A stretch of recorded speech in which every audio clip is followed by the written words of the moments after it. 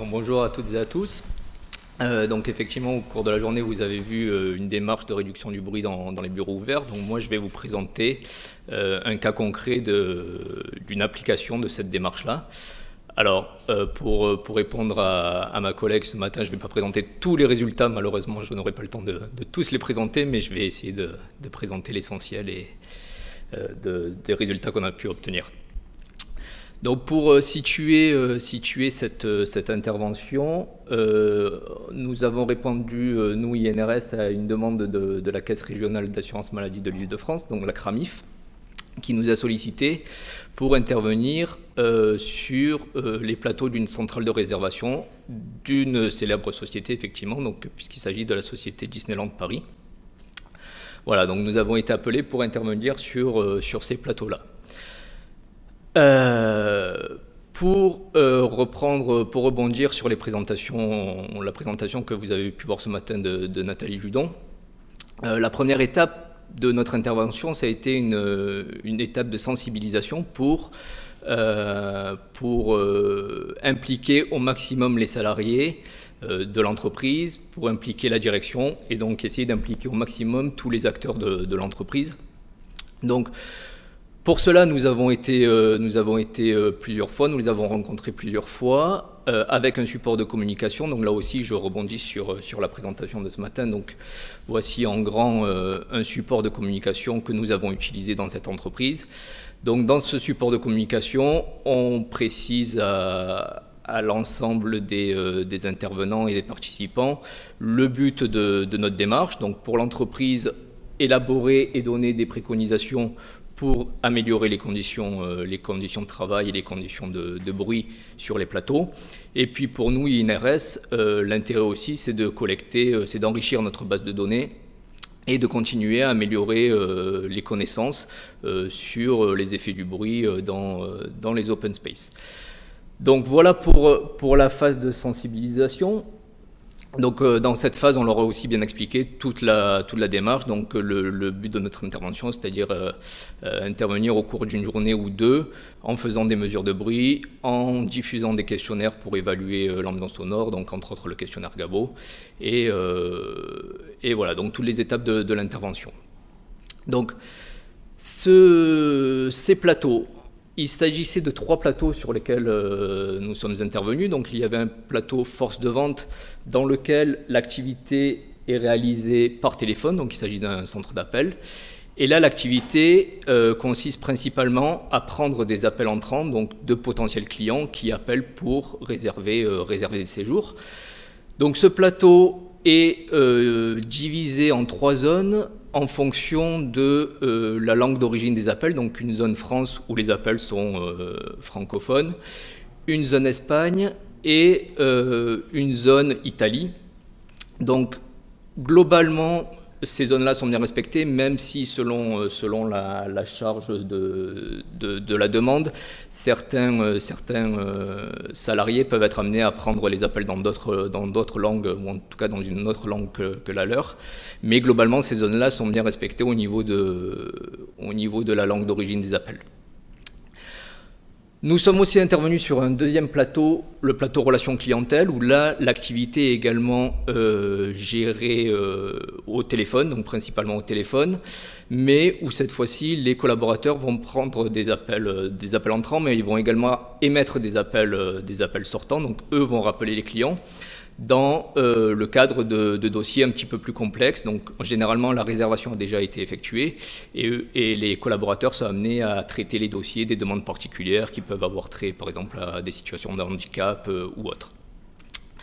Et donc ici aussi on a une segmentation par langue d'origine des appels, donc une zone Espagne, une zone Italie et une zone anglophone, donc une zone Royaume-Uni où les appels sont principalement émis en anglais.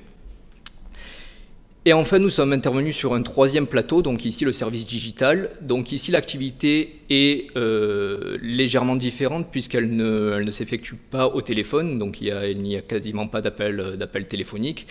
C'est tout ce qui concerne la gestion des réseaux sociaux, donc tout ce qui est service digital, donc gestion des réseaux sociaux, Facebook, Twitter, WhatsApp, etc. Et également des échanges par mail. Donc ici, d'ores et déjà, on sait que l'ambiance sonore devrait être moins élevée, puisque, a priori, il n'y a pas d'appel téléphonique. En ce qui concerne l'occupation des espaces, donc on a fait une première observation, on a relevé les superficies, donc d'une superficie assez grande dans le plateau force de vente, de plus de 400 m², 265 m² pour la relation clientèle et 130 m² dans le service digital. Et puis nous avons également compté le nombre de postes dans chaque plateau. Donc sur le plateau force de vente, pardon, on a une surface moyenne théorique par opérateur, c'est-à-dire que si tous les postes sont occupés, d'un petit peu moins de 7 m² pour les trois plateaux. Pour les trois espaces, pardon, donc 7 m² pour l'espace France, 7 m² en Espagne, pardon, et un petit peu moins, 6 m² en Italie, en zone Italie. Sur le plateau relation clientèle, on a également une surface théorique en cas d'occupation maximale de 6 m² et 5 m² 40 pardon, pour le service digital. Concrètement, pendant notre intervention, on a relevé l'occupation toutes les heures. Donc là, on a constaté des surfaces par opérateur moyennes au cours de la journée qui étaient quasiment le double, qui étaient un peu plus importantes. Cela, c'est dû au fait que certains collaborateurs n'étaient pas présents sur le site la journée.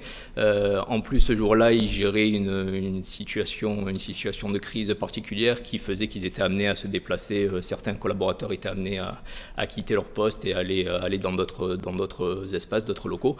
Voilà, donc simplement pour préciser que le jour de l'intervention, la surface moyenne par opérateur était finalement assez élevée, mais dans le cas où tous les postes sont occupés, on a une surface qui est aux alentours de 7 m², donc à la limite voire en dessous de des préconisations qu'on peut avoir dans la norme et des valeurs cibles qu'on peut préconiser.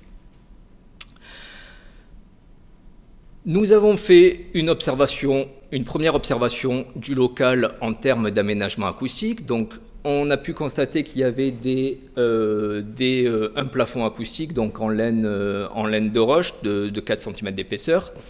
Sur certains espaces, on a vu des dalles acoustiques au plafond, donc de 10 cm d'épaisseur. Donc des dalles acoustiques, ça on en a parlé déjà un petit peu, donc qui favorisent l'absorption du son dans le local. On a de la moquette sur tous les espaces, on a de la moquette au sol. On a également des panneaux suspendus entre certains îlots, entre certains benches. Donc ça qui vont favoriser la décroissance du son à travers le local. Et puis on a également des cloisonnettes entre les postes. Donc là, à première vue, d'ores et déjà, nous en tant qu'acousticiens, on voit que les cloisonnettes sont très minces et de mauvaise qualité en termes d'absorption. Donc ça, c'est ce qu'a expliqué un petit peu mon collègue tout à l'heure, Lucas et les différents intervenants. Donc là, d'ores et déjà, on sait à première vue que les cloisonnettes ne sont pas de bonne qualité. Et puis on a également à certains endroits des panneaux acoustiques verticaux ou de l'absorbant sur certains mobiliers. Donc globalement, ce qu'on peut dire à première vue, c'est que en termes d'aménagement acoustique, il y a déjà des efforts qui ont été faits, notamment au niveau du plafond dans certains espaces, au niveau des panneaux suspendus, donc ça qui vont favoriser une bonne qualité acoustique. Par contre, au niveau des cloisonnettes, d'ores et déjà, on sait qu'elles ne sont pas de bonne qualité. Donc, Autre étape de la démarche qu'on a pu voir ce matin et au cours de la journée, donc une phase d'observation de l'activité, en tout cas de l'analyse de l'activité. Donc là aussi, avec ma collègue sur le terrain, elle a pu réaliser cette phase d'analyse d'activité. Donc on a pu constater que tous les collaborateurs étaient en flex office. Donc déjà, ça pose un petit peu le roulement de l'effectif et le positionnement de l'effectif dans les locaux. Donc sauf en digital et quelques personnes en relation clientèle, mais pour ces personnes-là, on s'est aperçu aussi que finalement ils étaient en flex office, mais ils s'approprient quand même un espace qu'ils essaient de personnaliser et qu'ils essaient de s'approprier comme ils peuvent. Donc, on a pu relever au niveau de l'ambiance sociale, puisque ça aussi on l'a évoqué ce matin, donc c'est une part importante de l'analyse, en tout cas de l'activité au sein de l'entreprise. Donc une bonne entente au sein des équipes, donc une bonne ambiance sociale, une entraide au sein des collectifs, donc c'est-à-dire que les collaborateurs ont la possibilité de faire appel aux superviseurs ou à leurs collègues pour essayer de tenir le coup, parce qu'ils ont souvent aussi affaire à des clients compliqués, voire agressifs. Donc ça, c'est des verbatims que on retrouve, qui ont été exprimés par les salariés lors des interviews. Et puis, on a aussi constaté à travers ces échanges et ces interviews que spontanément, ils parlent du niveau sonore et ils évoquent des niveaux sonores élevés au sein des locaux. Donc voilà pour la phase, dirais-je, observation de l'aménagement acoustique et pour la phase observation et analyse de l'activité.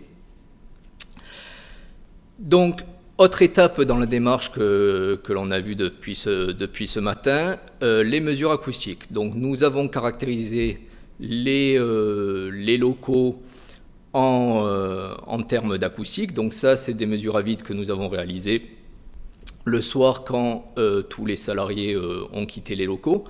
Donc on a pu constater un temps de réverbération. Donc ça aussi, je vous renvoie vers les différentes présentations que vous avez pu voir au cours de la journée pour comprendre ce que c'est ce temps de réverbération.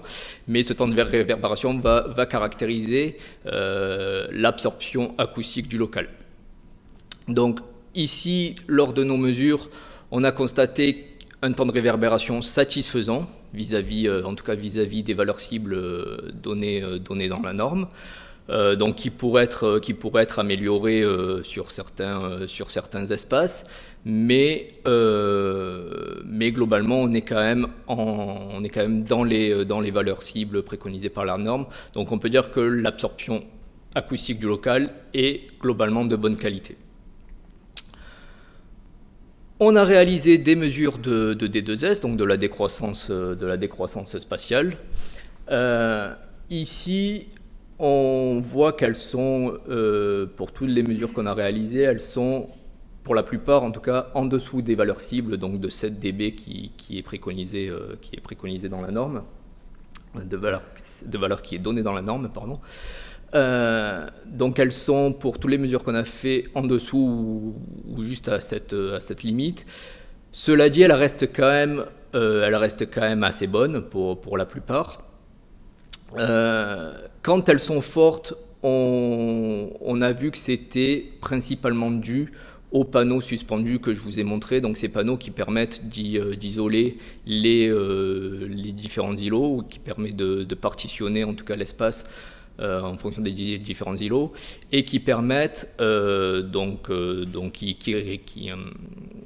qui réalisent bien leur fonction, en tout cas qui permettent d'atténuer la propagation du son à travers le local. Et puis nous avons également réalisé des mesures d'atténuation poste à poste. Donc là aussi, vous avez pu voir au cours de l'après-midi en quoi consistaient ces mesures. Et là, clairement, on voit qu'on est très très en dessous de la valeur cible de 6 dB préconisée, donnée dans la norme. Et donc là, clairement, ça illustre le premier aperçu qu'on avait eu sur les cloisonnettes, dont je vous ai parlé au début. Clairement, les cloisonnettes sont de mauvaise qualité et l'isolement entre deux postes côte à côte ou face à face est clairement pas à la hauteur. Voilà, donc ça, pour y remédier, il faudra mettre des cloisonnettes de meilleure qualité, ça c'est indéniable. Ensuite, on a également réalisé les mesures de bruit ambiant, donc ça c'est en activité, donc au cours de la journée, on a posé des sonomètres dans les espaces, au poste de travail. Donc ce qu'on a pu constater à l'aide de ces sonomètres et à l'aide de ces mesures, c'est que dans le service digital, le bruit ambiant est aux alentours entre 52 et 53 dBA. Alors, clairement, dans ce service-là, on n'est pas sur un plateau de type 1 centre d'appel, donc on n'est pas dans les mêmes niveaux de bruit en termes de recommandations, mais on peut dire que le niveau de bruit est quand même satisfaisant. Il n'est pas très élevé dans ce service-là. Dans le service relation clientèle, on a constaté des niveaux de bruit qui étaient plus élevés, donc entre 55 et 57,5 dBA. Donc là, c'est des niveaux de bruit qui commencent à être élevés. Cela dit, quand on compare avec l'ensemble des mesures que l'INRS a réalisées dans d'autres bureaux ouverts, voilà, dans ce service relation clientèle, on est dans le même ordre de grandeur, donc on est un petit peu dans la moyenne de des mesures que l'INRS a pu réaliser jusqu'à présent. Et enfin, reste le cas de l'espace force de vente, où là, clairement, les niveaux dépassent les 59 dB, souvent atteignent les 60 dBA. Et là, clairement, le bruit ambiant est trop élevé. Et si on compare ces niveaux de bruit avec d'autres types de bureaux ouverts, il se trouve que c'est des niveaux qu'on retrouve généralement dans les halls d'accueil du public. Donc là, clairement, les niveaux dans ce service-là sont trop élevés. Donc parallèlement aux mesures qu'on a réalisées au cours de la journée, on a déployé des questionnaires, donc un questionnaire court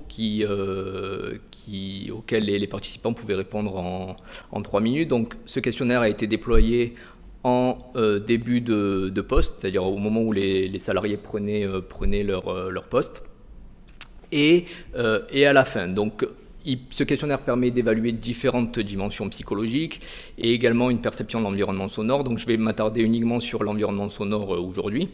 Et puis on a également déployé au cours de la journée le questionnaire Gabo, dont on a beaucoup parlé aujourd'hui, et un autre questionnaire sur lequel je ne m'attarderai pas aujourd'hui, mais sur la charge mentale qu'on essaie de déployer pour essayer de comprendre un petit peu comment les salariés sont chargés en lien avec leur activité. Donc, le questionnaire court sur l'environnement sonore, on a pu constater qu'au cours de la journée, il n'y avait pas d'évolution significative de la perception de l'environnement sonore, c'est-à-dire que les salariés le ressentaient de la même façon en début de poste et en fin de poste, donc que ce soit en intensité, en gêne ou en termes de fatigue. Donc, est-ce que l'environnement sonore est fatigant ? Par contre, on a pu constater, en regardant les différents espaces, que les salariés percevaient l'environnement sonore, statistiquement, ils le percevaient comme plus bruyant, plus gênant et plus fatigant dans l'espace force de vente que dans les deux autres espaces. Donc ça confirme les niveaux qu'on a pu mesurer, donc ce que je vous ai dit juste avant, avec les mesures acoustiques. Pour ce qui est du questionnaire Gabo, on a relevé un environnement physique de travail moyennement satisfaisant, donc perçu comme moyennement satisfaisant. Alors l'avantage que nous avons avec les données qu'on a pu relever jusqu'à maintenant, c'est qu'on peut aussi les comparer avec l'ensemble des données nationales. Donc si on regarde, si on fait la comparaison entre les données relevées chez Disney et les données nationales, ben on se rend compte qu'on est dans la moyenne. Finalement, on a des données qui sont comparables avec l'ensemble des autres entreprises évaluées. Et donc ça, c'est aussi un point important et parfois rassurant pour l'entreprise de pouvoir les situer par rapport aux autres entreprises. Pour continuer sur Gabo, là aussi, on a pu comparer l'intensité sonore perçue par les salariés avec les autres entreprises évaluées.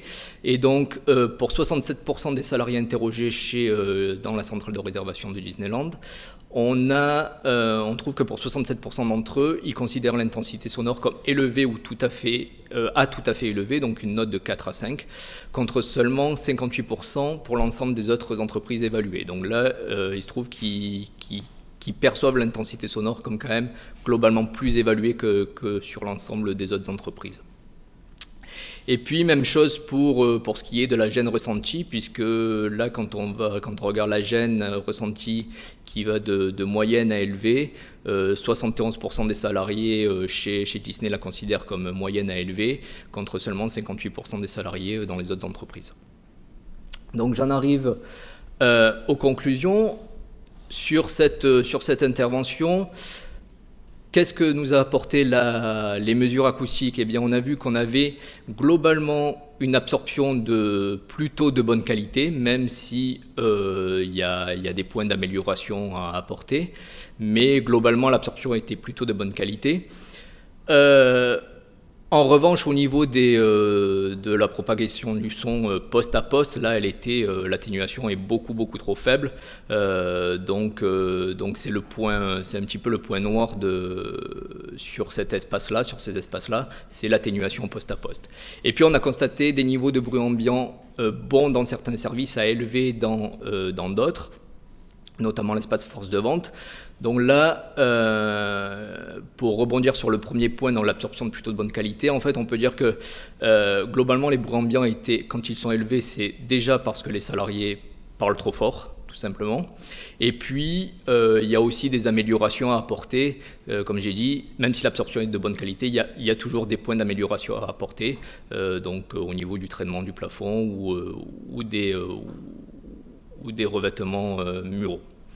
Et puis les questionnaires, on a pu voir, donc pour aller à l'essentiel, on a pu voir que ça a confirmé en tout cas les mesures sonores qu'on avait pu faire, donc à savoir que l'environnement sonore était perçu comme bruyant ou gênant ou fatigant, en tout cas plus dans la zone force de vente que dans les deux autres espaces.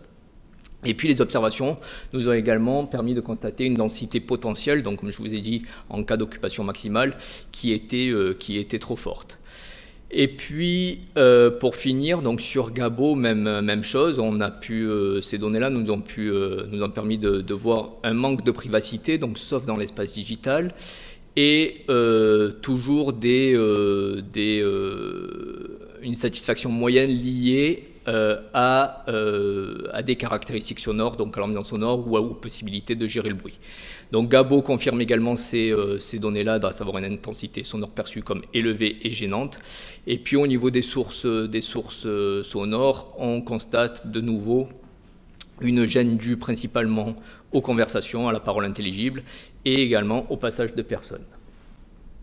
Donc pour terminer, ce que ça a apporté, là, ce que je vous ai dit, notamment sur la diapo précédente et sur toutes celles qui ont précédé, il y a visiblement dans ces espaces-là, l'enjeu c'est de maîtriser la privacité, donc d'essayer d'aménager les postes de travail et d'améliorer les interactions entre les postes.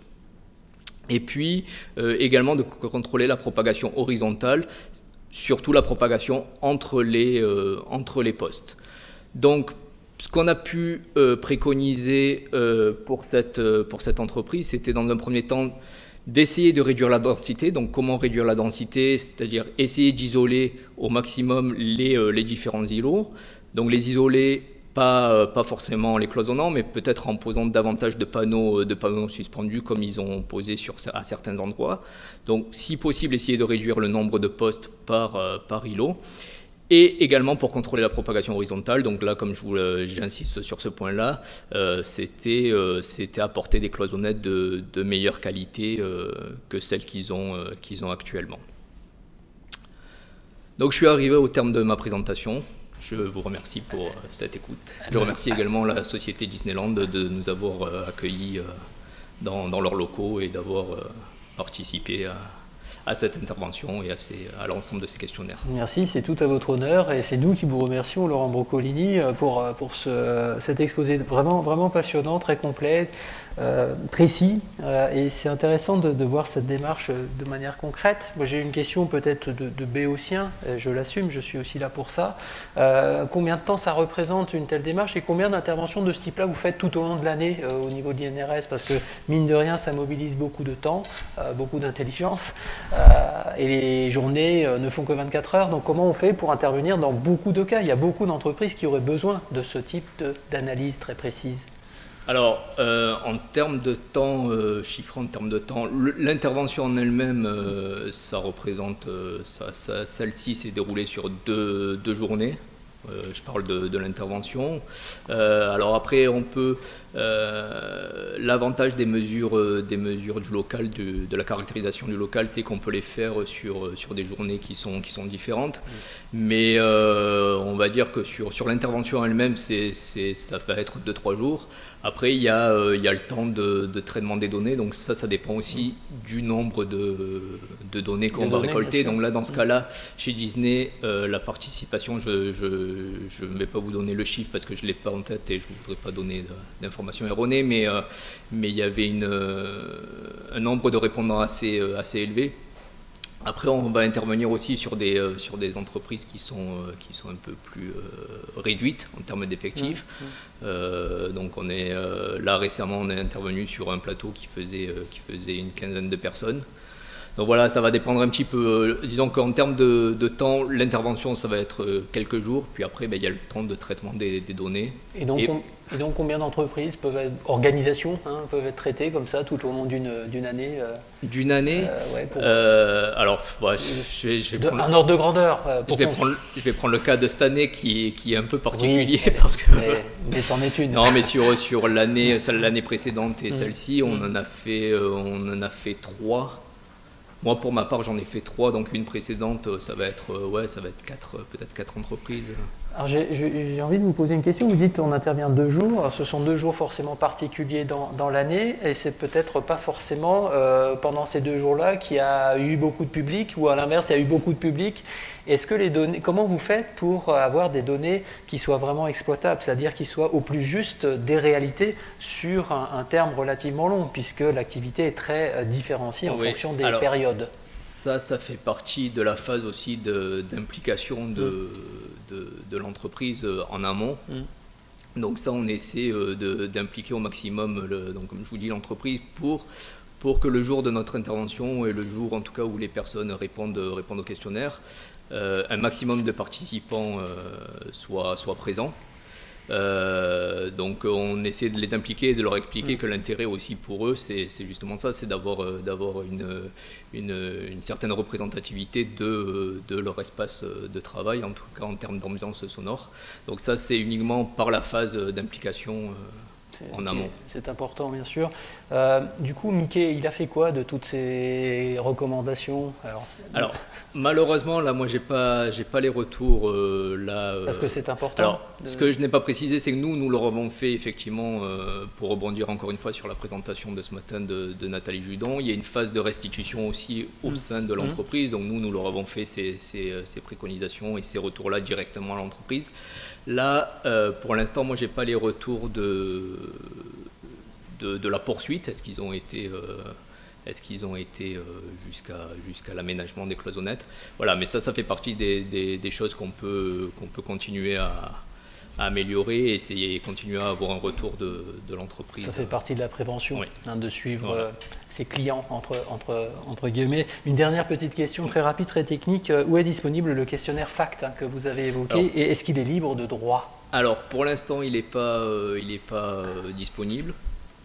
Donc on réfléchit à comment est-ce qu'on pourrait développer ou diffuser ce questionnaire-là.